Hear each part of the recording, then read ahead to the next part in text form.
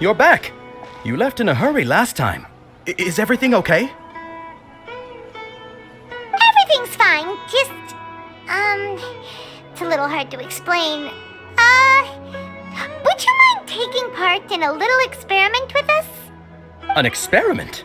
That came out of nowhere. I'm listening, though. What do you need me to do? Could you make a wish? You want me to make a wish? Is that a new Sub-Zero's festival tradition or something? Less questions, more wishing! Okay. My wish. Okay. I'm a little nervous saying this out loud, but I want Miss Dunyarzad to be happy. Oh. I noticed earlier that she looked a bit down, and she wasn't really talking to anyone. She just doesn't seem like herself. She's always so gentle and kind, and all the kids love her. I've also wondered if the reason she asked me to be Fairest Knight of Flowers is because I'm special to her, or something. So, you have a crush on Dunyarzad? Oh, is it that obvious? After what I just said, I guess it is. When she placed the hat of the Knight of Flowers onto my head, she said to me, I want everyone to have a happy Sub-Zero's festival. What she didn't realize was that I'm not that interested in how everyone else feels. In that moment, I just wanted to be her Knight of Flowers for the rest of my life. 50 years, 100 years, I'll serve her till the end of time. Okay, yeah, that was a bit much. Felt like the right moment to get it off my chest, but that was pretty embarrassing. Okay, I'm ready to make my wish. I would like Miss Dunyarzad to appear in front of me right now with a smile on her face. Here goes. Please come true. I'm gonna open my eyes. Oh, you're... What? Fucky? Sorry, but only one portion of Yalda candies per person. Back home you go. Nice try, you two. Anyway, never mind. I don't need to see her appear right in front of me. As long as she's happy. Guess he isn't the host of this dream after all. Should have expected it wouldn't be this easy.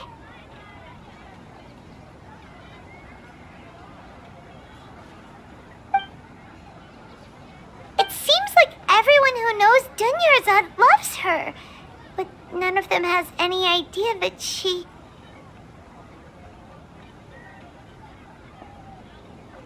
My lady, step back. That sounds like Dia! Oh, right. This is when Dunyarzad bumps into the kidnappers. Huh? But Dia can handle them. Hey, Traveler!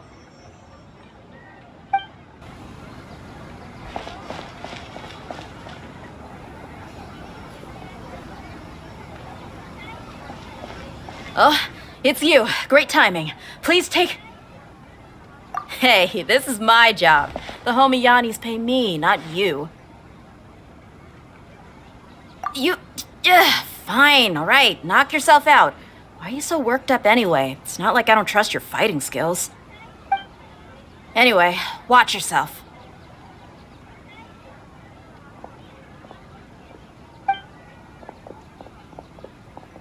So you got yourself some backup. Suit yourself. You're going down!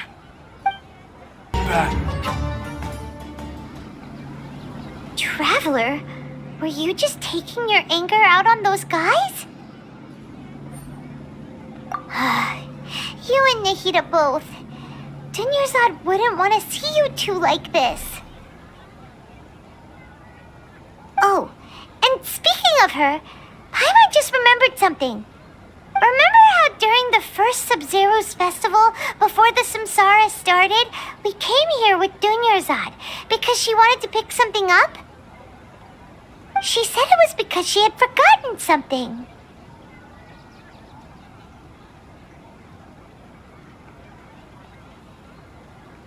Okay, so Paimon's memory is working so far. Anyway, Paimon also remembers that she is staying somewhere around here. She pointed it out to us the night before the Sub-Zero's festival. Yeah, even if it's only a tiny clue, it'll probably still help us more than this needle in a haystack search.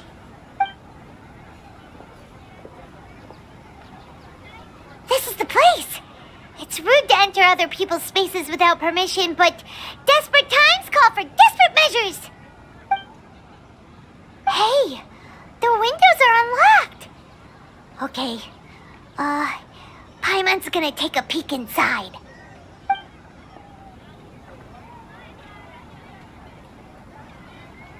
This was only a temporary residence, so there was pretty much nothing inside except this book on the table.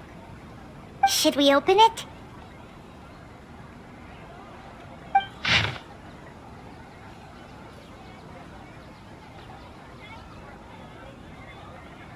Wow, Dunyarzad wrote all of this. Sounds like she was always thinking of us even while we were away. Even though she was also busy preparing for the Sub-Zero's festival and had all her health problems to worry about. She must have wanted to give this to us as a gift on the day of the Sub-Zero's festival, right? If we hadn't found this book, we never would have known. But now that we know, we can't even thank her. Hey! Where are you off to now?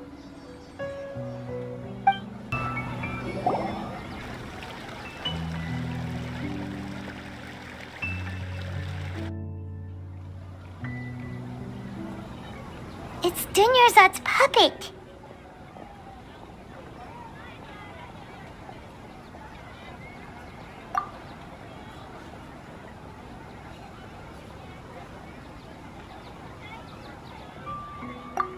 Traveler?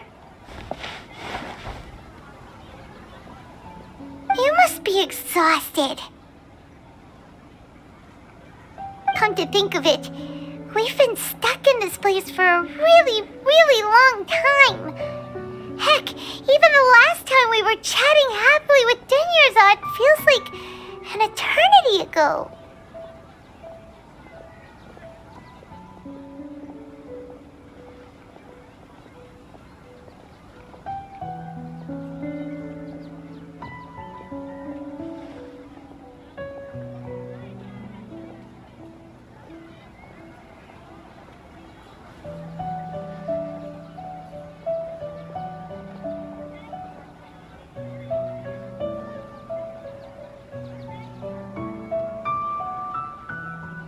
Paimon still remembers when we were sitting here, and the way her eyes sparkled when she talked about Nilu's Dance of Sub-Zeros. There will always be frustrations in life, but I know that the point of living is not to leave behind any regrets.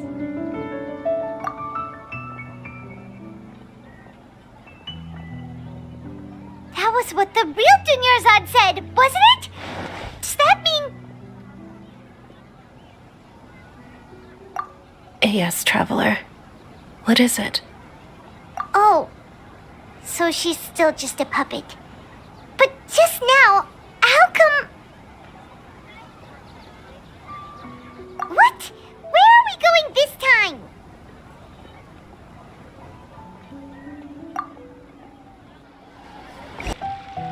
If you continue to resist, we will have to order an investigation into every single event organizer. The Grand Sage has already granted you much leniency. I advise that you exercise tact. How did things turn out like this?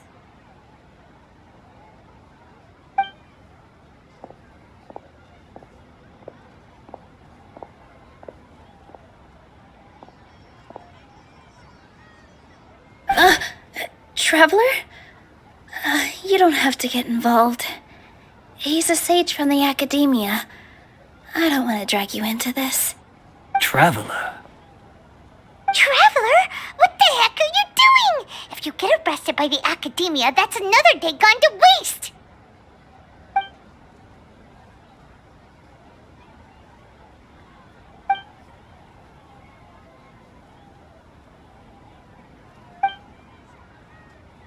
Wait, they're not reacting. Have they been scared stiff? Oh, of course! If this is the sage's plan, they wouldn't put themselves through this. So they're just substitutes. What is this? What happened to the Grand Sage and his entourage?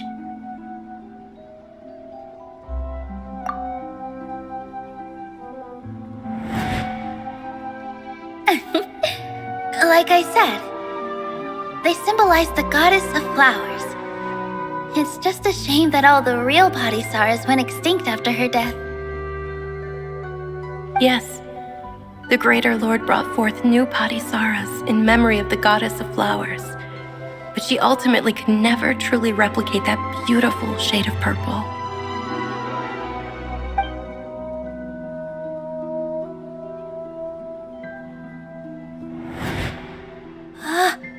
That beautiful shade of purple. Aren't these flowers real Padisaras? Just like the ones from the legend? I didn't even notice. Dunyarzad, did you find these? But didn't you just say all the real flowers went extinct after the goddess of flowers passed away? So, how? Yeah. What's going on here? Huh? You guys are acting weird. But okay, I'll try.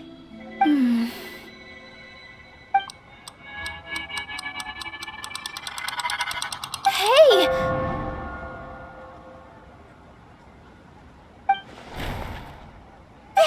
They disappeared! So Nilu's the host! What a surprise! Purple Padisaras don't exist in the real world anymore. But in Nilu's subconscious, they can appear as decorations on the stage. It's just like the example Nahida told us. People assume there will be food on a plate, and Nilu assumed there would be real Padisaras in the flower pots. So when you saw the flowers, you instantly knew it was Nilu? But if we want to end the samsara, we need the host to become aware that they're dreaming. How should we make Nilu realize that? Am I dreaming? Huh? So I'm right. Is this Lesser Lord Kusanali responding to our celebration of the Sabzeruz festival? Wrong guess, but you aren't completely wrong either. The point is, what made you think this is a dream? As far as you know, people in Sumeru don't dream, right? Yeah, but have you heard the tale of the first sage? To prevent a calamity, he went on a journey to find the Dendro Archon. Ooh, sounds familiar. Dunyarzad told us a story like that when we first arrived in Sumeru City. So it was about the first sage, huh? Yep, but in the part you heard, he hadn't become the first sage yet. There's more to the story. His piety and wisdom were acknowledged by the Dendro Archon, and she finally gave her blessing to him. All kinds of spectacular scenes appeared in front of the first sage, as if all the knowledge in the world was being painted onto a canvas right before him. He was captivated. After who knows how long, he mastered all the knowledge he could comprehend. Afterward, he said to the Dendro Archon, "I miss my parents, my wife, and my children. I've been away from home for far too long. They must be worried." The Dendro Archon smiled. The next second, the sage found himself lying in his bed, as if he had just woken up from a dream. His wife, lying next to him, said, You're off to search for the Dendro Archon today, aren't you? Have a safe journey, my love. In the end, the first sage took care of many disasters in Sumeru City and founded the Academia. What a happy ending. So, the first sage was dreaming ever since the beginning of the story? He never went on his journey? Yes, but his faith and determination were conveyed to the Dendro Archon, so she blessed him in the form of a dream. Paimon understands where you're coming from now. That's a really interesting connection. But we really gotta wake up soon, like the sage in the story. I see. Well, it just so happens that today's Sub-Zero's festival is almost over too.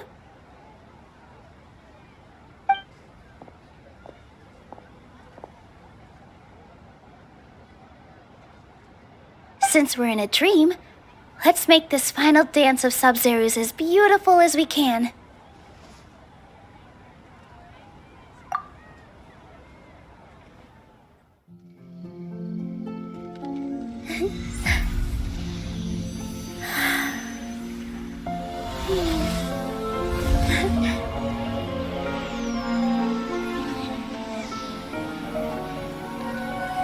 The wait is over, everyone. I dedicate this to our god, the Dance of Sub-Zeros.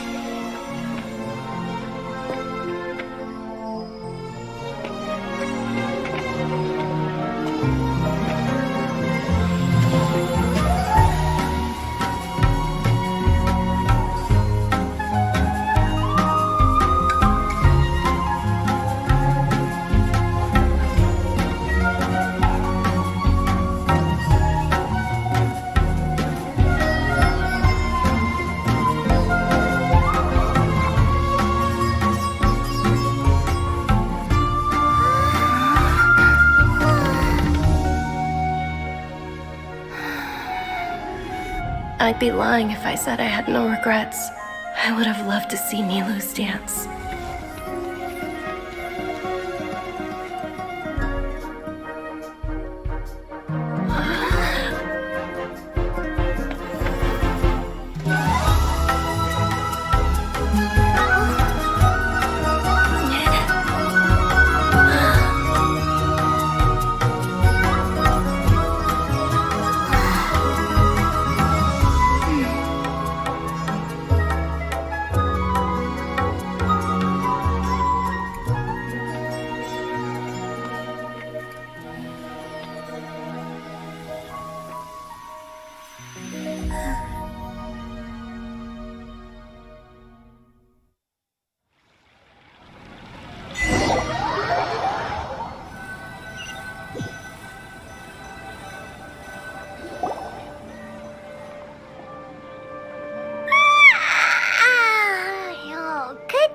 Traveler. Oh, Paimon feels like she's been asleep for the longest time.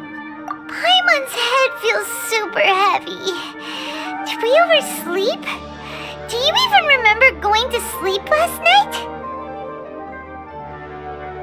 Paimon thinks it was after the Sub-Zero's festival. The Sub-Zero's festival! Have we finally escaped from the Sub-Zero samsara?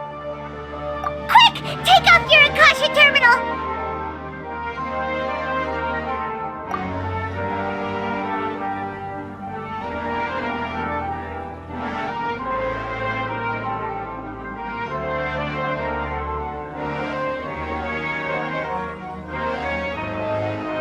She's not in her room! What happened? Huh? What usual spot?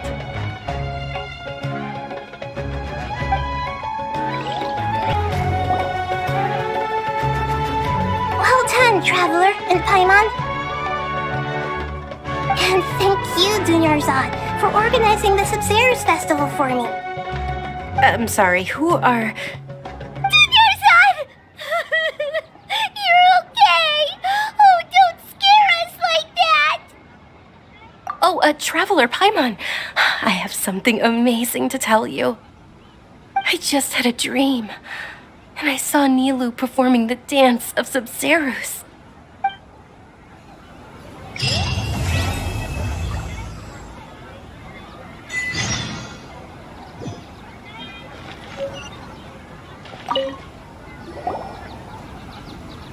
You're actually Nahida, aren't you?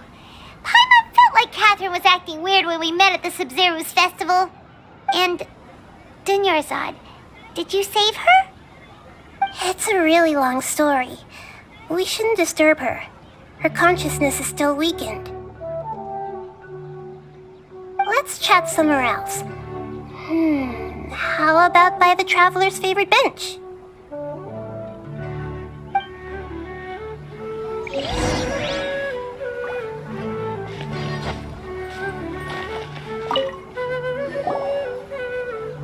What's going on? Why are you two so excited to see me? Hasn't it only been a night? It's actually been much longer than that. Oh? Strange. Was I really asleep that long? No wonder I have such a headache. Let's talk about Dunyarzad first. It's such a relief that she's alright. After we parted on the last day of the Sub-Zerus festival, I left the city and saw what the traveler had described. Among the countless dreams, I found one that was growing fainter and fainter. This proved my suspicion. Once Dunyarzad could no longer bear the Akasha harvesting her dreams, her consciousness began to dissipate. But this also meant it escaped the Akasha's control. Such a small fragment of consciousness can't last for very long, though. It will return to its original dream, where both will gradually fade until they completely disappear. I used all the power I had to keep her dying dream alive as long as possible, but it still wouldn't have lasted for much longer if it hadn't been for you two breaking the samsara. So it looks like we did manage to save Dunyarzad in the end, and not a moment too soon. Huh?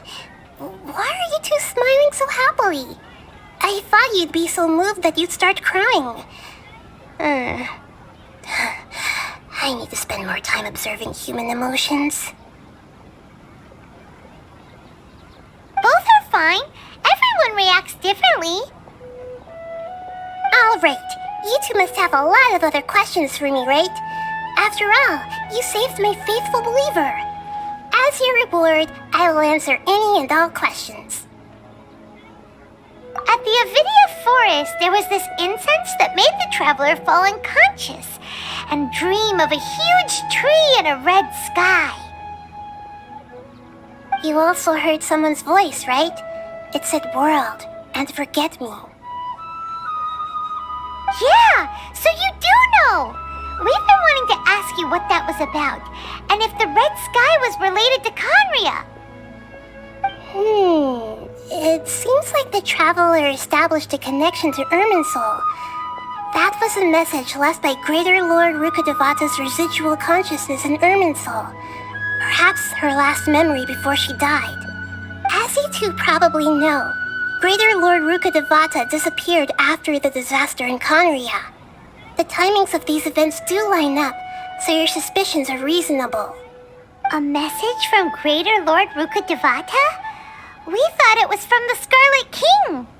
The Scarlet King? That god who died even longer ago?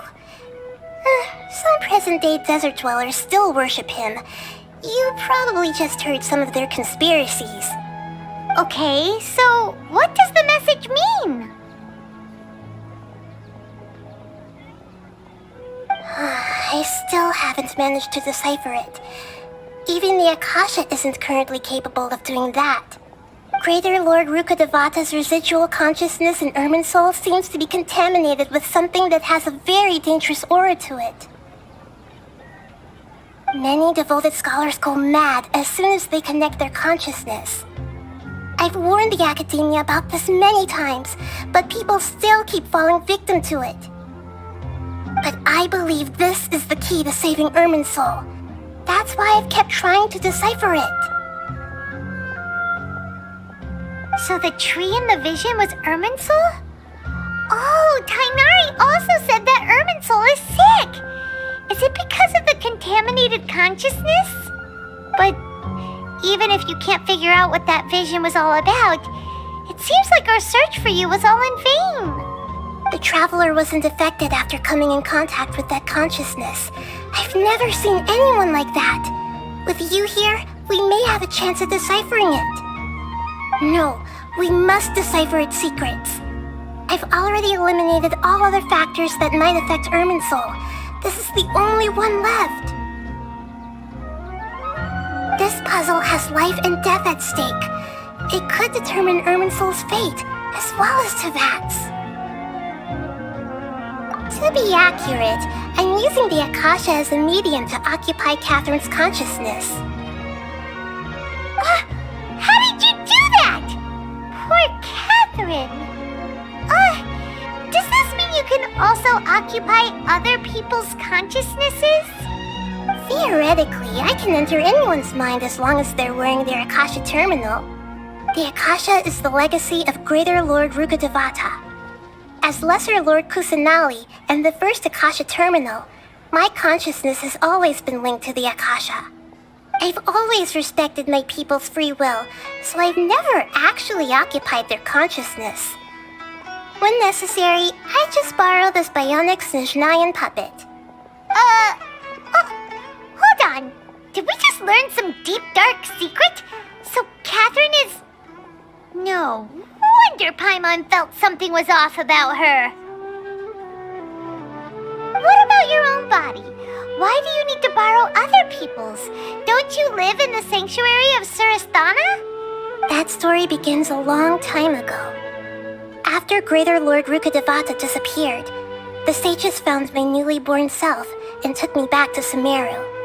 At that time, I was young and weak. The sages kept me in the sanctuary of Surasthana, ostensibly for the sake of protecting me. But I've hardly heard from them since. However, I do understand that they had hoped to find Greater Lord Rukkhadevata instead of me, a symbol of her passing. So, the sages basically put their new Archon under house arrest? How dare they! Why don't you teach them a lesson, Nahida? In some ways, they aren't wrong. Greater Lord Rukkhadevata was omniscient and omnipotent. Even after her death, the Akasha is still empowering this nation. And I'm still really far away from being able to call myself the God of Wisdom. Moreover, the Academia is also more proficient at governing this country. My existence has little meaning. Yeah, you got a lot of believers. Just look at the Sub-Zero's festival. Everyone who showed up truly loves you. Thank you for the kind words. But I honestly don't need physical freedom as long as I can connect my consciousness to the Akasha. Trying to find a way to save Irminsul is my life's mission and top priority. I will work on that and try to live up to being a deity in the meantime. Every once in a while, I will also take up the duties of the God of Wisdom and enlighten a lost soul here and there. Doing all that should be enough. There's never been any big problems with the Academia's governance of Sumeru. This is the first time I've seen them step out of line. I wonder what caused them to go down this path and what they hope to achieve. Even though the city's residents haven't noticed anything strange, if the traveler hadn't broken the Sub-Zero's samsara, the situation could have become dire. I tried to do some investigating in the Akasha, but I couldn't find anything suspicious. And all the people of interest seem to purposely avoid wearing their Akasha terminals. I think they're deliberately trying to hide something. Oh, that reminds Paimon. In Gandharvaville, there was a sage who had invited Tainari to join some kind of project. Could it be related? Regardless, I need to first investigate the sage's motives, make things right, and punish them if needed. But I'll have to be discreet, or they'll see me coming. You mean how the Akasha stops you from having dreams? Yeah, it's been such a long time. No one's noticed something's up? It's not that no one noticed. It's more like no one cared. Ultimately, it's all rooted in the sage's misdirection. Misdirection? The sages convinced everyone to believe that being unable to dream is a sign of rationality and wisdom. Not dreaming is a badge of honor in Sumeru. Even if the truth is that their dreams are being reaped by the Akasha. With their propaganda in place, the sages can maximize their use of the Akasha to facilitate their research. Besides, Greater Lord Rukkhadevata must have created the Akasha in the hopes that it could be used to its full potential. That's why I've never come out strongly against this. Anyway, the perspective advocated by the sages drowned out any voices of doubt. By now, even those who never use Akasha terminals find it too shameful and embarrassing to talk about their dreams. Got it. I hope my answers were satisfactory, seekers of knowledge. To be honest, maintaining Dunyarzad's fading dream took a lot of mental energy. I think I may need to rest for a while. Oh, and you don't need to worry too much about the sage's activities for now. The Akasha won't be able to conduct another project on the scale of the Sub-Zero Samsara in the immediate future. Go and get some sleep. Leave everything to us. What a relief. This is truly the most exhausting birthday I've ever had. Traveler? Paimon? Why am I here? Do either of you know? Maybe you were sleepwalking. You know you can't wake up a sleepwalker. We happened to walk by, so we thought we'd wait for you to wake up. I see. Huh. I should visit my maintenance personnel sometime. Oh, I'm fine. I better go. Thank you.